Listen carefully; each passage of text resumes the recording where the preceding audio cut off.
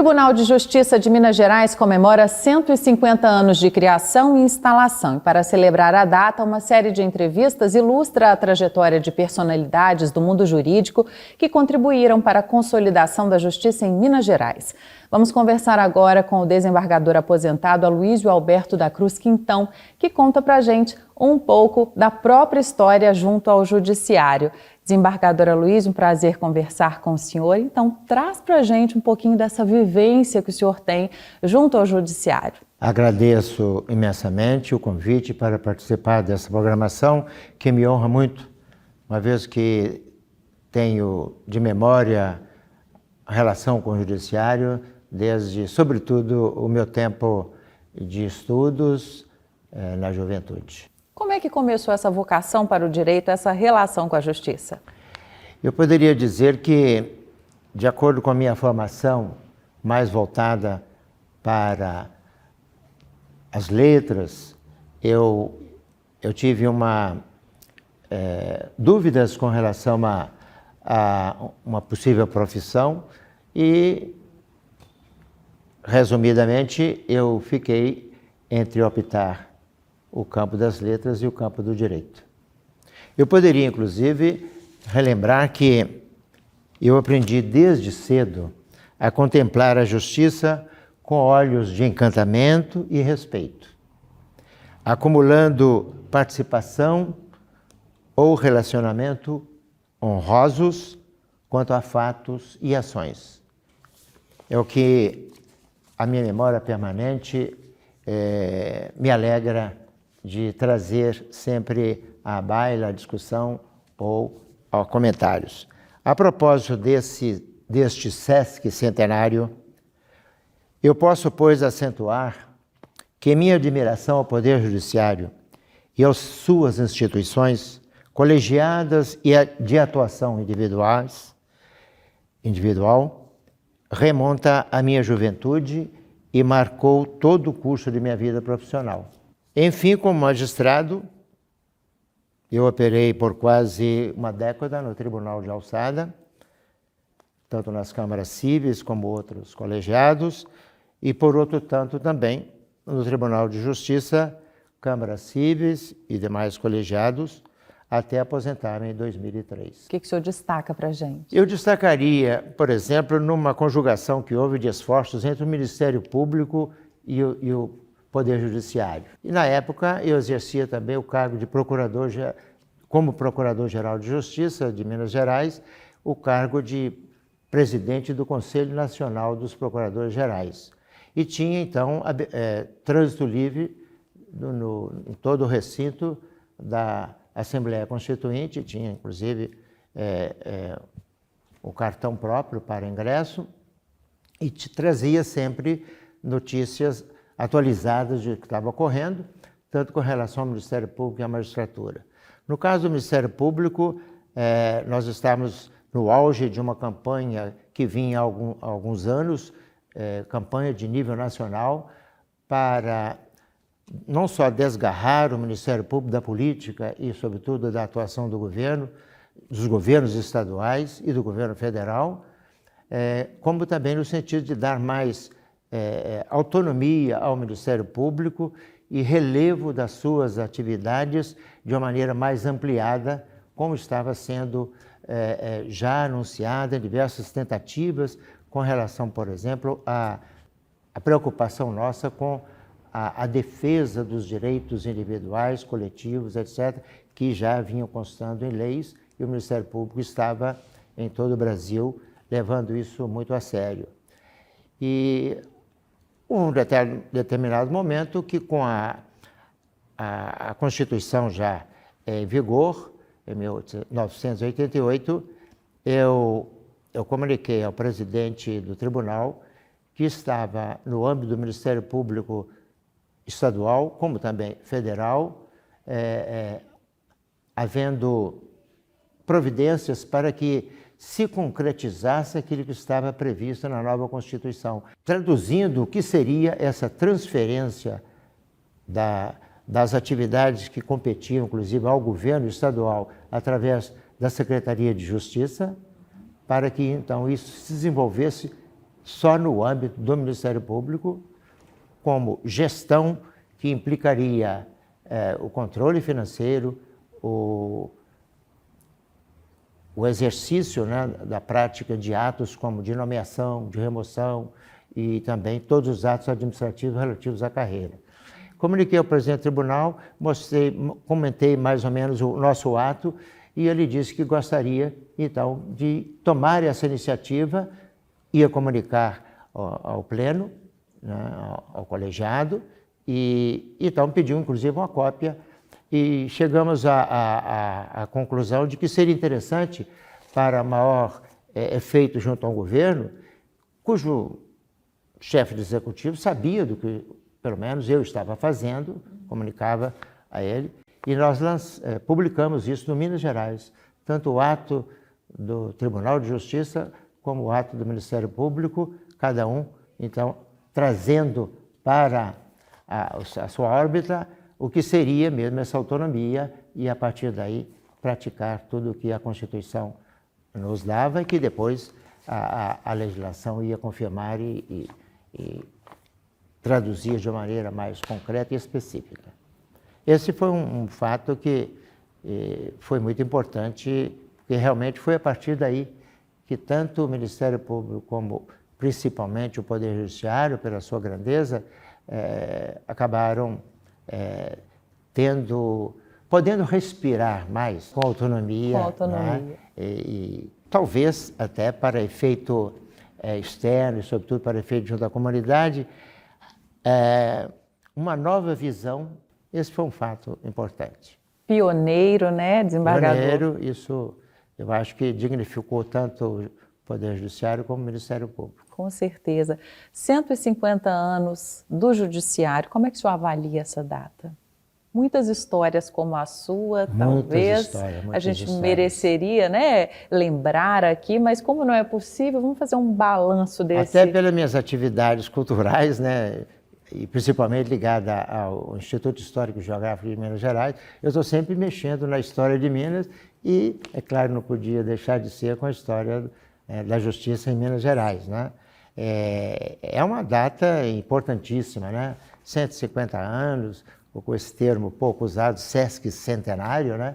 É uma data digna de ser comemorada, não só pelo Poder Judiciário e pelos outros órgãos ou instituições ligadas à Justiça ou correlacionadas com a Justiça, como o Ministério Público e a Advocacia, mas todas as outras áreas da cultura, né, e do próprio governo, dos outros dois poderes, porque isso traz uma ressonância muito salutar junto à comunidade, porque o povo precisa ter não só conhecimento, não só admiração, mas uma aproximação com tudo que diga respeito à instituição tão importante como o Poder Judiciário. Perfeito.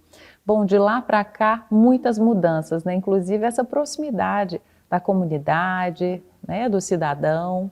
Houve uma evolução muito grande e, sobretudo, depois que nós tomamos conhecimento de uma maneira mais precisa, né, no Brasil, da tal, né, computação. Né? Sim. Quando chegou até nós, nessa parte até o Ministério Público foi um pouco avante do Judiciário. Eu consegui começar a colocar informatizar o uso da informatização na Procuradoria-Geral, muito antes do que a Alçada e do Justiça. Inegavelmente, o uso do computador, o uso da informática, agilizou muito os trabalhos, né? O próprio controle e também o serviço dos desembargadores, de seus gabinetes, né, de seus assessores e funcionários, tornaram a ser de uma maneira mais fáceis, né, até de gravar, de divulgar, né? E isso facilitou, inclusive, o trabalho nas câmaras, no setor de julgamento, né? E por aí afora nós temos uma série de hipóteses que podem ainda ocorrer nessa evolução, né? Esperamos que venha sempre para o bem do exercício da judicatura e do valor do Poder Judiciário. A informatização é um caminho sem volta, sem né, volta, desembargador? Sem volta. O senhor já trouxe... E galopante, né? Galopante e sem volta. Galopante.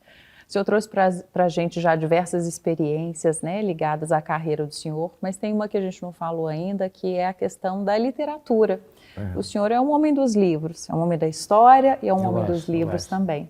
Com muitas obras publicadas. Conta um pouquinho desse lado literário do desembargador. Eu tive, como ainda membro do Poder Judiciário, mas no Alçada, no Tribunal de Alçada, de participar de uma das gestões da Associação Mineira dos Magistrados. Eu fui uma espécie de diretor cultural. Eu me lembro que na época eu escrevi sobre a literatura jurídica, o bem que faz para um juiz cultuar, né, cultivar o gosto pela literatura, pelos livros, pela escrita, né, porque isso amplia conhecimentos e coloca o juiz, o magistrado, mais de acordo com a evolução da sociedade, com os fatos, com tudo aquilo que possa contribuir para o melhor entendimento das coisas e do preparo para os julgamentos ou participação nas suas atividades jurisdicionais. E destaquei isso, foi até publicado, né? E tive a oportunidade, no encontro da magistratura no sul do país, de constatar que lá os magistrados já tinham uma revista e divulgavam trabalhos literários dos magistrados sobre vários assuntos. E cheguei a sugerir uma revista, na época, para a Magis, mas por motivos outros, e principalmente financeiros, isso não foi levado avante na época pela diretoria. E depois veio, posteriormente, aí, dois tipos, né, da Magis, da publicação da Magis. E isso tem sido muito bem reconhecido pela comunidade, sobretudo na área cultural. Agora, o tribunal também teve algumas iniciativas culturais muito interessantes, sobretudo no campo literário, de um modo mais específico, como, por exemplo, o primeiro concurso literário, né, do Poder Judiciário, lançado na década de 90. Né? Do primeiro eu participei, fui até feliz no resultado. Tirei o primeiro lugar com um soneto sobre a justiça. Né? E depois fui convidado a participar das comissões seguintes, né, e ultimamente eu não tenho tomado conhecimento da continuidade desse concurso.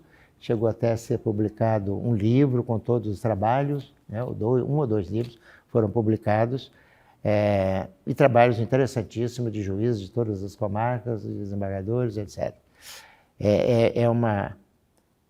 Eu considero que foi uma atividade muito interessante, provocada em todos os membros do judiciário, não só juízes, desembargadores, mas também os próprios funcionários participaram com trabalhos, né? A área cultural é importante, e aqui o MEJUD reuniu aí, né, livros de vários membros da magistratura, e eu tenho a impressão que seria até interessante que continuasse assim, porque a escrita continua na mão de muitos juízes e desembargadores por aí afora. Com certeza. A gente está aqui nesse centro, né, de memória do judiciário, onde existe uma biblioteca, né, com várias obras disponíveis, são mais de 400 obras disponíveis, inclusive com material do senhor. Né? É uma oportunidade. Posso fazer mais.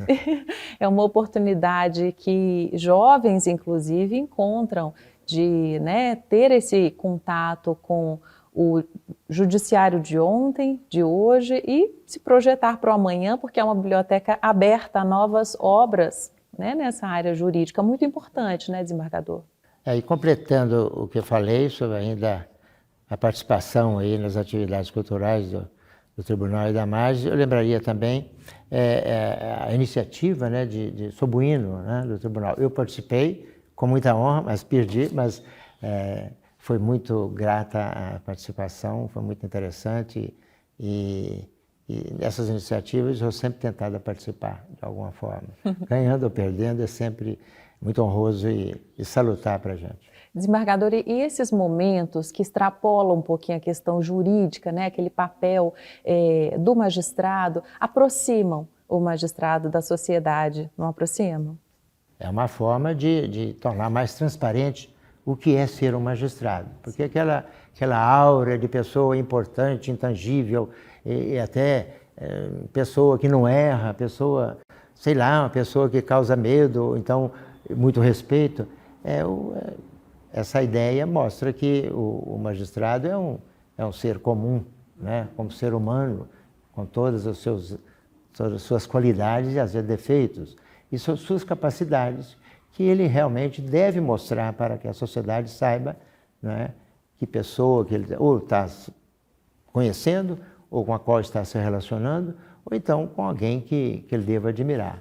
E essa atividade ou essa atuação do magistério no campo cultural, principalmente no literário, traz essa contribuição muito boa para a transparência do ser humano, que é um magistrado carregado de julgar e decidir as coisas para o bem da comunidade. Perfeito. Desembargador, eu agradeço muito a sua participação nessa ocasião dos 150 anos do Judiciário Mineiro. Muito obrigada por compartilhar a sua história, a sua vivência, toda essa riqueza conosco. O senhor gostaria de deixar uma palavra final, uma consideração final? Na relembrança de tudo, muito mais poderia dizer, mas eu confesso que estou honrado de poder estar aqui nesse contato.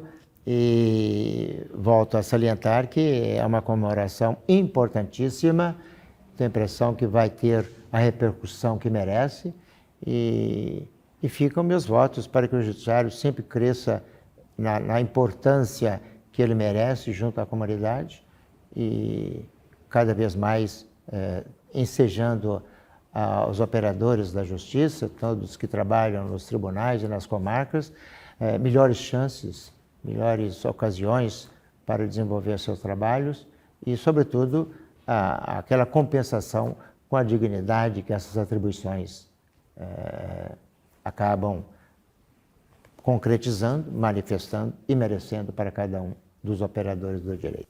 Muito obrigada mais uma vez. E fica o nosso pedido, continue escrevendo. Pois não, muito obrigado.